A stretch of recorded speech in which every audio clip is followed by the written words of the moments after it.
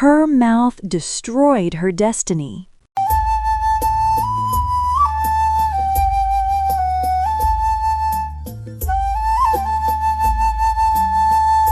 Come closer, my people, and sit where the firelight can touch your face. This is the story of a village, and the story of two women, and the story of how the tongue can build a house or burn it to the ground.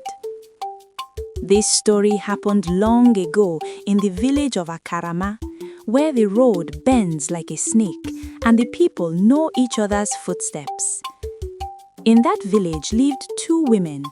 One was called Mama Blessing of the long tongue. The other was called Mama Peace of the open hands. Every evening, when work was done and shadows grew long, these two women would sit under the udala tree. Their bodies rested, but their mouths never rested. Mama Blessing's tongue was sharp and quick.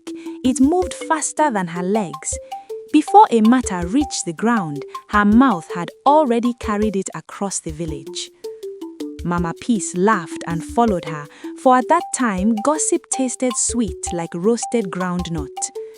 They spoke of the village teacher, they spoke of the silent woman who prospered, they spoke of who pretended to be rich, who hid pregnancy under wrapper, and who smiled with one eye open. And every time they spoke, the very person they mentioned would pass behind them. They would smile sweet smiles, then return to sharpening their tongues. That night, the village drum announced the great night of crossing, the night when 1 year dies and another is born. The moon stood full over Akarama, torches burned, the people gathered. Then came Baba Joshua, the talking drum, the man whose words danced before landing. He spoke and laughed with the people. Then he spoke again and the laughter slowed. He said, "Some people enter the new season carrying tools, others enter carrying stories. If gossip could feed a child, some homes would never know hunger." The people laughed. Mama Blessing laughed loudest. But then Baba Joshua said, "Next season, face your own farm, mind your own roof.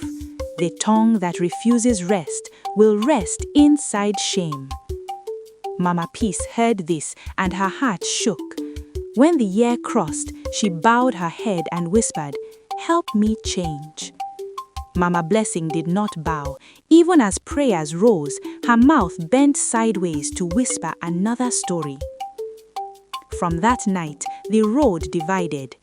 Mama Peace walked before the birds. She learned work. She carried baskets. She planted. She sold.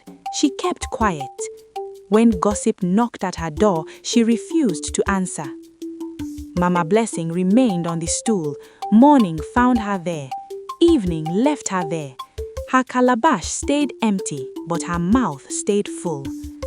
And this is the strange law of life. The more she talked about others, the more others rose. The more she spoke, the smaller her own life became. Soon, the two women stopped greeting. What once tied them together broke without sound. At the end of the season, the people gathered again. Baba Joshua called for words of gratitude. First came Mama Grace, the silent tree. She spoke few words. Her harvest spoke louder. Then came Mama Peace. She said, "I changed my ways. I worked, and peace followed me." The people murmured. Mama Blessing sat bent, her wrapper loose, her bag empty, her eyes heavy. Then Baba Joshua said, "Some people grew crops this year. Some people only grew mouths." Laughter rose, but Mama Blessing felt the ground open beneath her feet. As the sun set, Mama Blessing walked the road slowly. Beside her walked Amaka of the road. Mama Blessing counted her losses aloud. Friends gone, respect gone, fruitless year. She stopped and said, "My tongue has eaten me."